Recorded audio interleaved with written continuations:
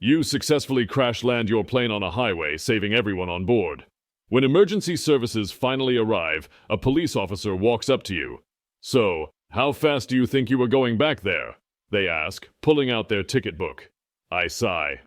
I kept the airspeed above 150 miles per hour up to the point of touchdown, at which point I decelerated to a stop. Ground speed dropped from 150 miles per hour to nil within 80 seconds, all in line with FAA regulations. The cop writing out the ticket suddenly stiffens. FAA? Aircraft are covered under FAA regulations. Do you have your FAA safety inspector badge? Are you getting smart with me, boy? The cop drawls. You already admitted to speeding. Speeding laws apply to DMV jurisdiction vehicles, not FAA jurisdiction. Aircraft are covered by the FAA. License and registration. Are you a qualified FAA safety inspector? Maybe you'd like to discuss this down at the station, then. Actually, I'd like to discuss it with the NTSB, I said, including thy fine fellow back there. The cop turned. Two men were standing there, in the charcoal gray suit and tie mix that seemed to be almost a uniform for government employees.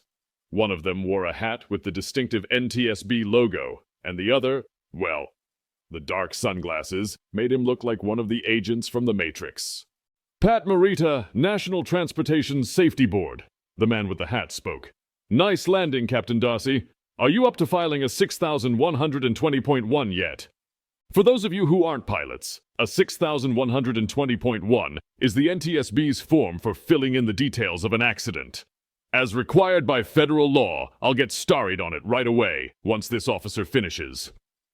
Morita stared at the cop. "And you are here because—" He admitted to doing 150. That's speeding. That's nonsense! Federal law requires that type of aircraft to always stay above 140. The cop laughed. "Never heard of such a law. All I know is, if you're on the highway and you go above 65, you get a ticket. If that type of plane drops below 140, it will crash. Pilots get written up if they drop below stall speed. Tell it to the judge." Morita looked like he was about to have a stoke.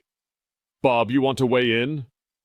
The other man, who'd been silent all this time, pulled out a badge with a shield on it. "Agent Bob Givens, Federal Bureau of Investigation, Cheyenne office," he introduced himself. "Mr. Morita is right. Aircraft only get tickets for being too slow. In any case, crashes are federal jurisdiction, so you may kindly take your leave." The agent smiled. It wasn't a nice smile.